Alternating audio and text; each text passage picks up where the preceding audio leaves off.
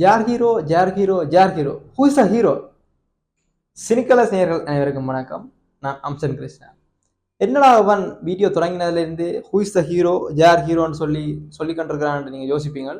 எல்லாருக்குமே தெரிஞ்ச விஷயம், சோசியல் மீடியாவில் இப்போ ட்ரெண்டிங்கில் போகிற விஷயம் ஹூ இஸ் த ஹீரோ ஜார் ஹீரோ. எல்லாருமே யோசிப்பீங்க. சில பேருக்கு ஐடியா வந்திருக்கும். அதாவது 47 வருடங்களுக்கு பிறகு கமல்ஹாசன் மற்றும் சூப்பர் ஸ்டார் ரஜினிகாந்த் ரெண்டு பேருமே ஒரு படத்துல ஜாயின் பண்ணினோம். இது சாதாரணமான விஷயம் இல்லை. அதோட இது தென்னிந்திய சினிமாவுக்கு மட்டும் ஒரு பெரிய ஒரு பலம் இல்லாமல் ஒட்டுமொத்த இந்தியன் சினிமாவுக்கு இது ஒரு பெரிய பலமா இருக்குன்னு சொல்லுவோம். ஏனென்றா ரெண்டு பெரிய துருவங்கள் 47 வருடத்துக்கு பிறகு இணைஞ்சிருக்கு. இது உண்மையிலேயே பெரிய விஷயம். இந்த சந்தர்ப்பம் யாருக்கு கிடைச்சிருக்குன்னு பார்த்தோம்னா எங்களோட நெல்சன் திலீப்குமார். அதாவது நெல்சனை பற்றி தெரியும். நெல்சன் பீஸ்ட், மற்றது இப்போ ஜெயிலர் 2 வரைக்கும் படம் ரிலீஸ் ஆக காத்திருக்குது. நெல்சனுக்கு இது ஒரு தாயம் நல்ல ஒரு இது ஒரு தாயம் என்று தான் சொல்லணும். ஏன்னால் இதுவரைக்கும் எந்த ஒரு இயக்குநர்களுக்கும் கிடைக்காத சந்தர்ப்பம் நெல்சன் திலீப்குமாருக்கு கட்டாயம் இது ஒரு அரிய சந்தர்ப்பமாக கிடைச்சிருக்குது. இதை பார்த்தோம்னா எங்களோட அனிருத் தான் வளமையா போல இந்த படத்துக்கு இசையமைச்சிருக்கிறார். ஒளிப்பதிவு ராஜீவ் மேனன் செய்திருக்கிறார். இந்த ப்ரோமோ வீடியோ பிப்ரவரி 21 சரியா மதியம் 12:07 யூடியூப்ல போட்டிருக்கிறேன். ஏன் 12:07 சொல்லி சொன்னா அதுலயே ஒரு சின்ன ஒரு சென்டிமெண்ட் ஒன்று இருக்கு. இப்போ 12 பார்த்தா சூப்பர் ஸ்டார் ரஜினிகாந்த் பர்த்டே டேட்டும் பிறந்த மாசமும் 12ஆம் மாசம் 12ஆம் தேதி என்று அது ஒரு சென்டிமெண்டா கொண்டு வந்திருக்காங்க. அதே மாதிரி 7ஆம் தேதியை பார்த்தா எங்களோட ஆண்டவர் கமலஹாசன் பிறந்த நாள். அப்போ சண்டே மச் பண்ணணும்னு சொல்லி அந்த டைம்ல இந்த ப்ரொமோஷன் வீடியோவை ரிலீஸ் பண்ணியிருக்கணும். இதை இந்த படத்தை தயாரிக்கிற ரெட்ஜியன் மூவிஸ், அதாவது உதயநிதி ஸ்டாலின் ரெட்ஜியன் மூவிஸ் தான் இந்த படத்தை தயாரிக்க காத்திருக்குது. இந்த ப்ரொமோஷன் வீடியோ பார்த்தோம்னா நெல்சன் வளமையான டார்க் காமெடி இங்கேயும் ஒர்க் அவுட் ஆகியிருக்குன்னு சொல்லணும். நெல்சன் டார்க் காமெடியில பின்னி பிடல் எடுக்கிற ஒரு ஆளுன்னு சொல்லி எல்லாருக்குமே தெரியும். அந்த வகையிலும் இந்த ப்ரொமோஷன் வீடியோ பார்த்தோம்னா அவர் ரெண்டு படத்தின் போஸ்டர்கிட்ட இருந்து திங்க் பண்ணி கொண்டிருப்பார். அப்போக்கு அனிருத் வருவார் கேட்பார், சண்முக பிரியாவா கோயில பிரியாவா அண்டு கேட்க நெல்சன் அதில் சொல்லுவார், என்ன ஜி படத்துக்கு ஹீரோயின் ஆண்ட இல்லை ஜி இது ராகம்னு சொல்லி சொல்லுவார். அப்போ இதில் சின்ன ஒரு டார்க் காமெடி ஒர்க் அவுட் ஆகிருக்குது. இந்த படத்தின் ப்ரொமோஷனுக்குள்ள நாங்கள் போனோம்னா முதலாவதே கை, அதாவது கமல்கிட்ட கை தான் ஸ்டார்ட் ஆகுது. அதில் ஒரு ஹோட் ஷூட்டின் காணொலி தான் காட்டப்படுது. அதில் கமல்கிட்ட கை போயிருக்க அப்போ நெல்சன் சொல்லுவார், ரஜினி சாரும் இந்த கோட்டை தான் சூஸ் பண்ணியிருக்காரு சார்ன்னு சொல்லு.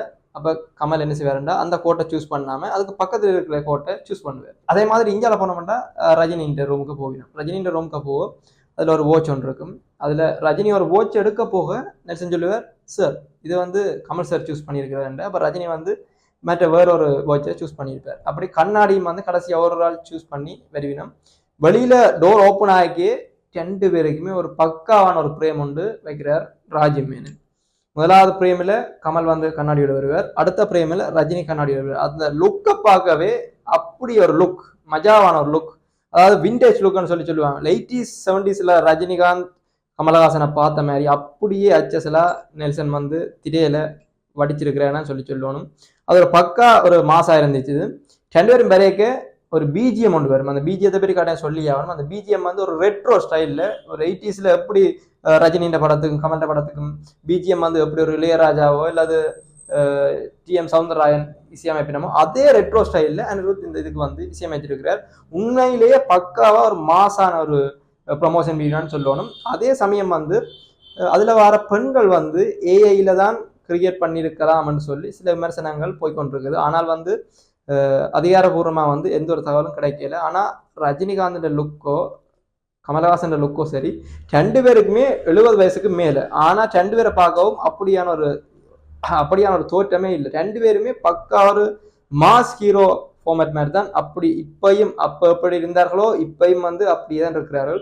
இது ஒரு மாஸ் கமர்ஷியல் ப்ரமோஷன் வீடியோ காணப்படுது. அது மட்டும் இல்லாமல் கடைசியாக இதெல்லாம் ட்விஸ்டே வச்சு இந்த ட்விஸ்டோட வீடியோன்ற ப்ரோமோ முடியுது. அதாவது கமல் அதெல்லாம் சரி யார் ஹீரோன்னு சொல்லி கேட்பார். இப்போ இந்தியாவில் ரஜினி கேட்பார், சார் கேட்குறாருல்ல யார் ஹீரோன்னு சொல்லி கேட்பார். அதோட இந்த ப்ரோமோ முடிகிற மாதிரி அமைச்சிருக்கணும். என்னை பொறுத்த வரைக்கும் இது வந்து ரஜினிகாந்தின் கடைசி படம்னு சொல்லினோம். ஆனால் வந்து அதிகாரபூர்வமான தகவல் இல்லை. ஆனால் இதுதான் கடைசி படமா இருக்கக்கூடும்னு சொல்லினோம். இதுவரைக்கும் நாங்கள் ரஜினியை திரையில வில்லனாகவும் கமலை வந்து கதாநாயகனாகவும் தான் பார்த்துருக்கிறோம். இந்த படத்துல சற்று வித்தியாசமா ரஜினியை ஹீரோவாகவும் கமலை வந்து வில்லனாகவும் காட்டக்கூடியதுக்கான சந்தர்ப்பங்களும் மிக வந்து சான்ஸ் வந்து கூடவே இருக்குன்னு சொல்லலாம். அதே மாதிரி இந்த ப்ரொமோல நீங்க கவனிச்சீங்கன்னா கமல் கதாபாத்திரம் வந்து ஒரு சீரியஸா இருக்கிற மாதிரி காட்டிக்கொள்வார்கள். அதே மாதிரி ரஜினி வந்து ஒரு நக்கல் நையாண்டி ஒரு போற வில்லனிசம் மாதிரியும் தெரியுது, ஆனா ஹீரோ மெட்டீரியல் மாதிரியும் தெரியுது. அப்படியும் 2 பேருக்கும் திரையில வந்து சரிசமனான சீன் வந்து கொடுக்கப்படும். இல்லாட்டி நெல்சனை வந்து எப்படி கழுவி ஊத்துவாங்கன்னு சொல்லி நான் சொல்லணும்ன்ற கூட அவசியம் இல்லை, எல்லாருக்குமே தெரியும். ஆனா இது பக்கா ஒரு கமர்ஷியல் பிலிமா வர்றதுக்கான சந்தர்ப்பம் இருக்கு. அது மட்டும் இல்லாம தமிழ் சினிமாவில் ஒரு பிம்பம் இருக்குது. 1000 கோடி கலெக்ட் பண்ணலன்னு சொல்லி தமிழ் சினிமாவை கழுவி ஊத்துறாங்க. அதே டைம் வந்து தமிழ் சினிமா வேற ஒரு குப்பை, தமிழ் சினிமாவில் குப்பையான படங்களை எடுத்துட்டு வராங்க. தமிழ் சினிமாவில் கதைக்கு பஞ்சம்னு சொல்லி மற்ற சினிமாக்கள் வந்து தமிழ் சினிமாவை கழுவி கொண்டிருக்கு. ஆனால் இது ஒரு நெல்சனுக்கு வந்து ஒரு நல்ல ஒரு சந்தர்ப்பம் தான் சொல்லணும். இந்த படத்தை வந்து அவர் கொண்டு போற ஸ்டைலில் தமிழ் சினிமாவில் கட்டாயம் ஒரு 1000 கோடி ஷுவரா ஒரு 1000 கோடி திரைப்படம் கலெக்ட் பண்ணுமென்னு சொல்லி ஒரு நெல்சன் இந்த திரைப்படத்தை வந்து ஒரு நல்ல விதமான கமர்ஷியல் பேட்டர்ன்ல கொண்டு போய் ஒரு கதைக்கும் சற்று முக்கியத்துவம் கொடுத்து இதை எடுத்தாரண்டா 1000 கோடி அடிக்குமன்றதுல எந்த வித மாற்று கருத்தும் இல்லைன்னு சொல்லி கூறிக்கொள்றேன். இது சம்பந்தமான சினிமா செய்திகள், சினிமா ரிவ்யூக்கள் மற்றும் டீகோடிங் என்று சொல்லி நிறைய விஷயம் உங்களுக்காக நாங்கள் தர காத்திருக்கின்றோம். முழுமையாக எங்களோட வீடியோ பார்த்து இந்த சேனலை சப்ஸ்கிரைப் பண்ணி வீடியோ உங்களோட நண்பர்களுக்கு ஷேர் பண்ணுங்க, உங்களோட வீடியோக்கு லைக் பண்ணுங்க, மறக்காம கமெண்ட்டை போடுங்க. உங்களோட ஞாபகத்துல, அதாவது இந்த படத்தை பற்றி உங்களோட எண்ணத்துல தோன்ற சிந்தனையில வந்து மறக்காம கமெண்ட் பண்ணுங்க.